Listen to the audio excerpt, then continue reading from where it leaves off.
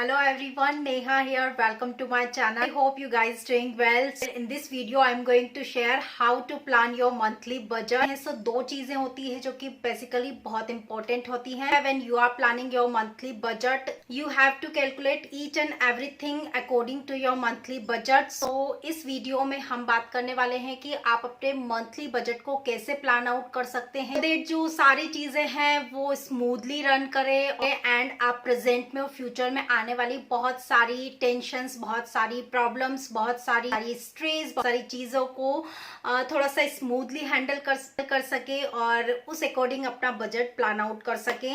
So without any further do let's get start the video. So इस video में हम ये भी डिस्कस करेंगे कि हम मंथली बजट क्यों प्लान आउट करते हैं, मंथली बजट क्या होता है एंड मंथली बजट क्यों बनाया जाता है। तो everything will be discussed in this video को एंड तक जरूर वॉच कीजिए। चीजों में वेरिएशन हो सकता है बिकॉज एक तो इनकम के बहुत सारे सोर्स होते हैं, सैलरीड पर्सन होते हैं, कुछ बिजनेसमैन होते हैं, कुछ रियल एस्टेट के फॉर्म में या किसी अदर फॉर्म में।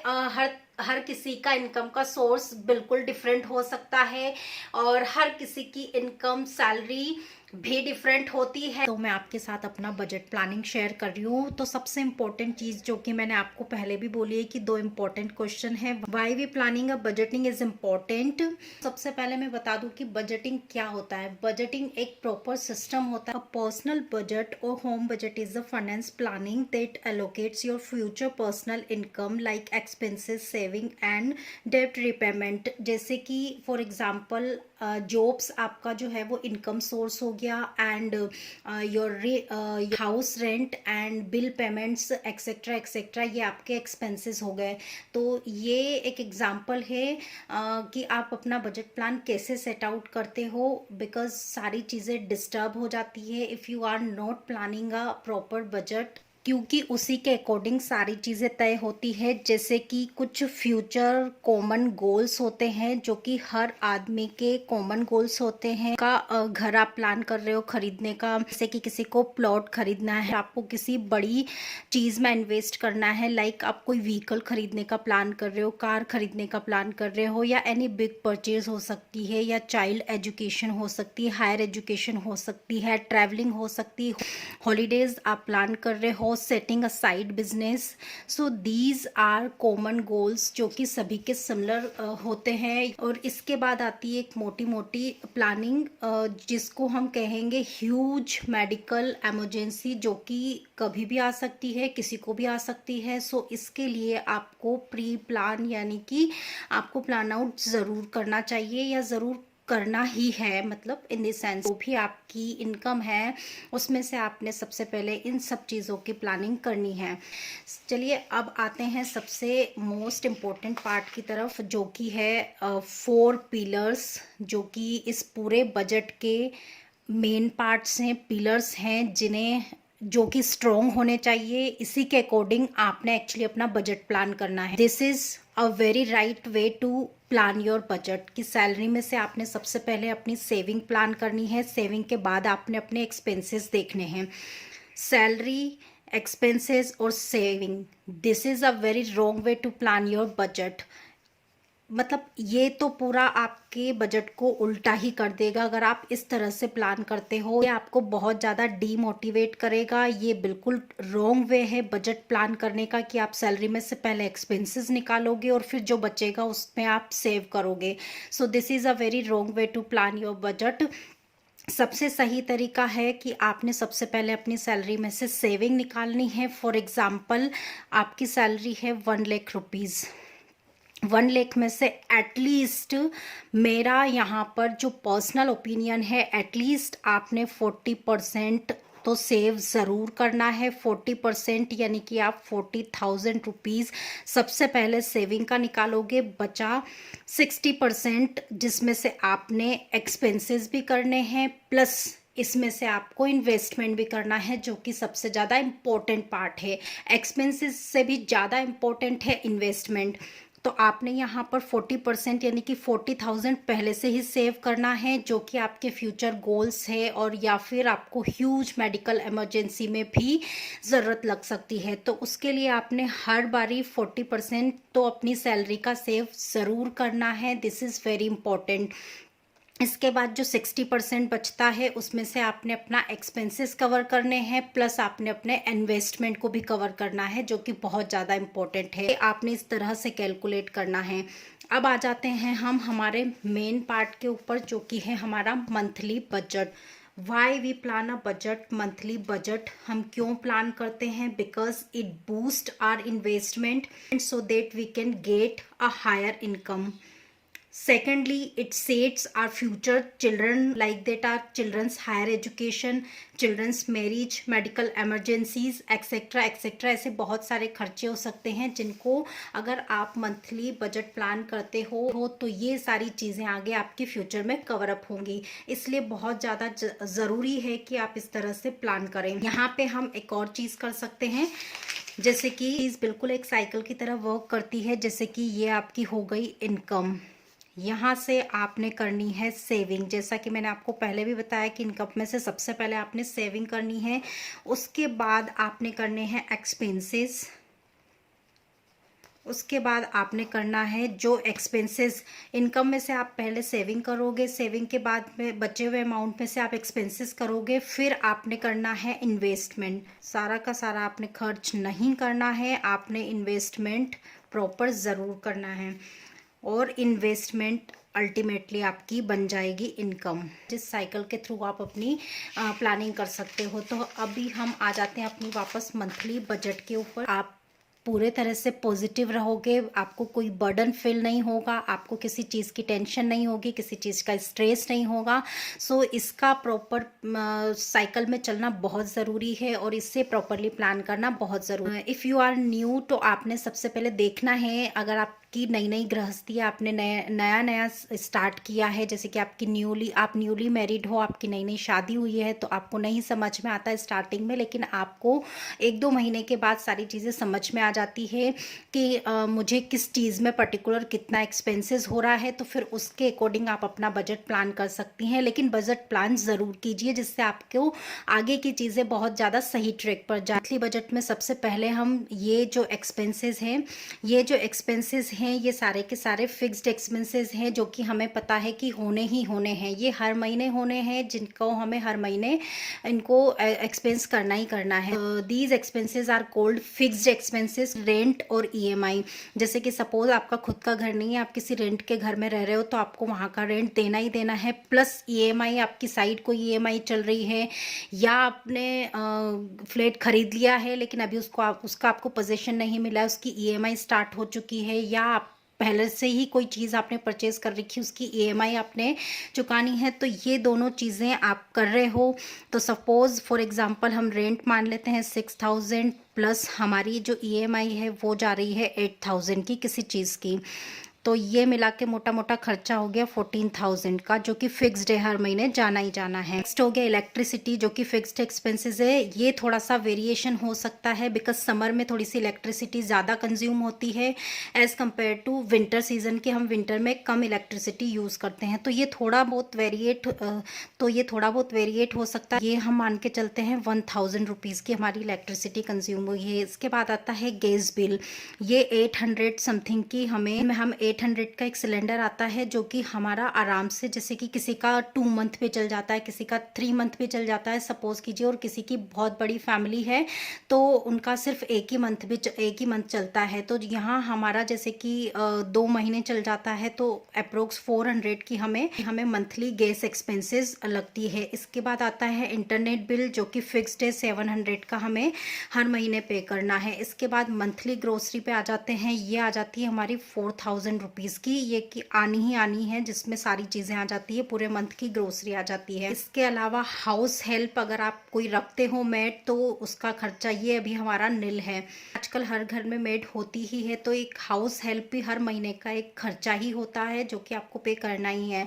इसके अलावा होता है मिल्क पे हर महीने खर्च होता है 1500। ये अप्रोक्स मैं अपना बता रही हूँ। ये भी इसमें भी वेरिएशंस हो सकते हैं, बिकॉज सपोज किसी की बड़ी फैमिली है या फिर बच्चे हैं, तो फिर यहाँ पर ये खर्चा जस्ट डबल भी हो जाता है, यानी कि 3000 अप्रोक्स भी आपका मिल्क का खर्चा जा सकता है। इसके बाद आते हैं veggies and fruits. Veggies and fruits में भी कई बार वेरिएशंस हो सकते हैं, बिकॉज फ्रूट्स हमें जैसे समर्स में ज़्यादा लगते हैं, तो इस तरह से वेजीज एंड फ्रूट्स का खर्चा भी थोड़ा सा अप डाउन हो सकता है। बट अप्रोक्स हम मान के चलें तो ये 2000 रुपीज़ का 2000 रुपीज़ की तो हर मंथली आनी ही आनी है। के बाद हो गया पेट्रोल या व्हीकल का खर्चा, तो ये भी आप मान के चलिए 1500 रुपीज़ का ये खर्चा भी आपने होना ही होना है। इसके बाद फ़ोन बिल्स, हस्बैंड के अलग और वाइफ के अलग, तो हस्बैंड का अलग 500 का, वाइफ का अलग 500 का। इसके बाद हो गया मेडिकल यानी कि अगर आपके जैसे बच्चे हैं, जैसे सपोज हमारा बेबी है, तो उसके हर मंथली चेकअप के लिए हमें डॉक्टर के पास जाना ही होता है। ये जो मेडिकल है ये एक रूटीन चेकअप में आता है। आपको बच्चे हैं या नहीं भी हैं तो भी आपका भी कोई ना कोई मंथली कुछ ना कुछ रूटीन चलता ही रहता है। रूटीन चेकअप ही करवाना है बेबी का, या आपका कोई रूटीन चेकअप है, तो ये खर्चा भी फिक्स्ड होता ही होता है। ये हम 2000 मान के चले कि 2000 रुपीज़ का मेडिकल का एक्सपेंस। इसके अलावा एक्स्ट्रा एक्सपेंसेस, जैसे कि एक्स्ट्रा एक्सपेंसेस में आ गया आपके खुद के खर्चे, जैसे कि हस्बैंड के कुछ पर्सनल खर्चे हो सकते हैं या वाइफ के कुछ हो सकते हैं। आपको कपड़े खरीदने हैं, आपको ज्वेलरी खरीदनी है, शूज़ खरीदने हैं, या घर के लिए आपको कोई सामान खरीदना है, या आपको प्लांट्स खरीदने, कुछ भी हो सकता है, तो ये एक्स्ट्रा एक्सपेंसेस है। तो ये भी आप ये किसी मंथ हो सकता है, ये किसी मंथ नहीं भी हो सकता है, या किसी मंथ कम भी हो सकता है, या किसी मंथ ज़्यादा भी हो सकता है। तो ये अप्रोक्स हम मान के चलते हैं 4000 rupees. So these are fixed. Sorry, एक और चीज़ जो मैं भूल गई थी, टीवी रिचार्ज, जो कि हमारे यहाँ तो निल है। अभी हमारे यहाँ हम कोई टीवी नहीं देखते हैं, इतना टाइम ही नहीं होता है टीवी देखने का, तो इसलिए ये रिचार्ज हमारे यहाँ बिल्कुल निल है।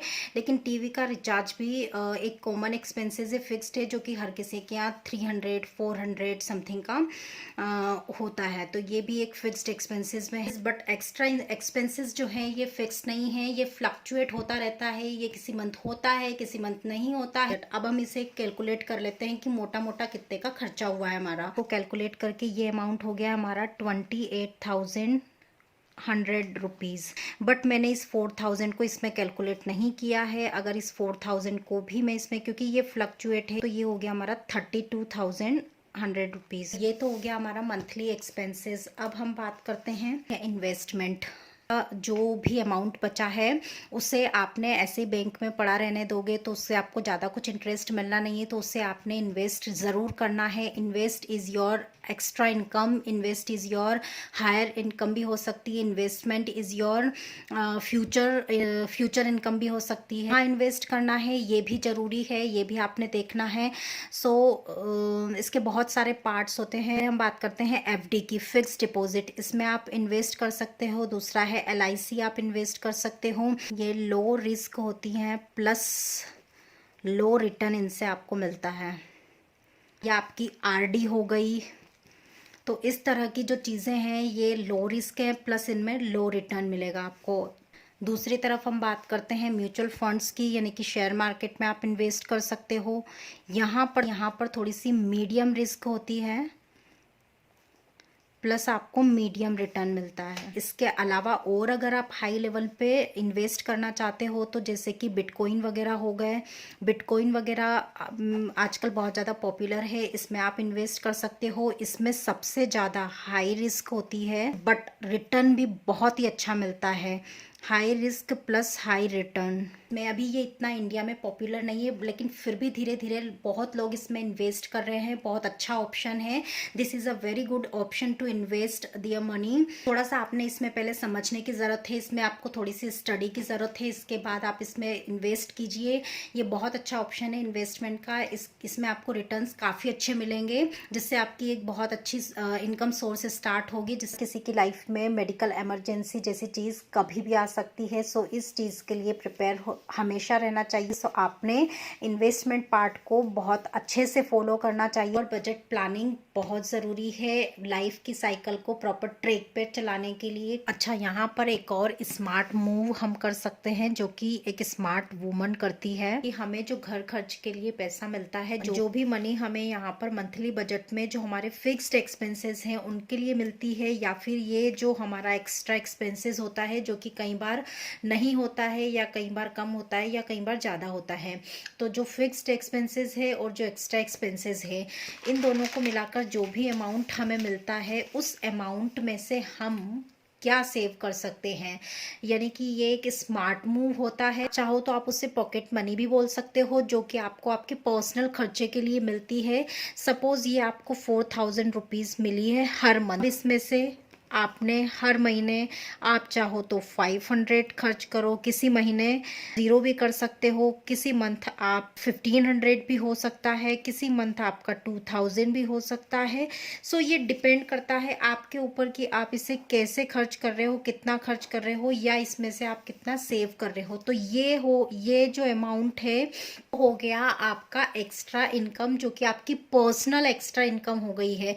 एक्स्ट्रा सेविंग कह सकते हो कि कहीं ना कहीं फ्यूचर में या कहीं ना कहीं आपको ही काम आने वाली है, या इसे आप आगे अपने ही ऊपर खर्च कर सकते हो, या आप अपनी ज़रूरत पे खर्च करो, या आप अपनी इमरजेंसी में खर्च करो, चाहे जैसे खर्च करो, लेकिन ये एक तरह से एक गुड एक्स्ट्रा सेविंग हो गई। जो एक और चीज़ मैं आपके साथ शेयर करना चाहती हूँ यहाँ पे, पहले के टाइम में क्या होता था ना, जो जेब में से कुछ भी चाहे 100 रुपये लो, चाहे 200 रुपये लो, चाहे 500 रुपये लो, वो अलग से चुरा के और सेव करती थी। का जो इंटेंशन होता था ना वो बहुत अच्छा होता था, उसको बिल्कुल भी चोरी या हम उससे बिल्कुल भी गलत वे में नहीं लेंगे, ये एक रॉन्ग इंटेंशन नहीं होता था। वहाँ पे उनका इंटेंशन होता था कि हम इस मनी को सेव करेंगे, क्योंकि जो पॉकेट में मनी होती है वो कहीं ना कहीं खर्च होती है, तो उसे स्मार्टली जो वुमन होती है वो इस तरह से ग्रैब करके और उसे सेव करती थी, और वही एक्स्ट्रा मनी कहीं ना कहीं इमरजेंसी में काम आती थी। जब पति पूछते थे कि आपके पास पैसे हैं, मुझे पैसे की ज़रूरत है, आपके पास कुछ पैसे पड़े हैं क्या,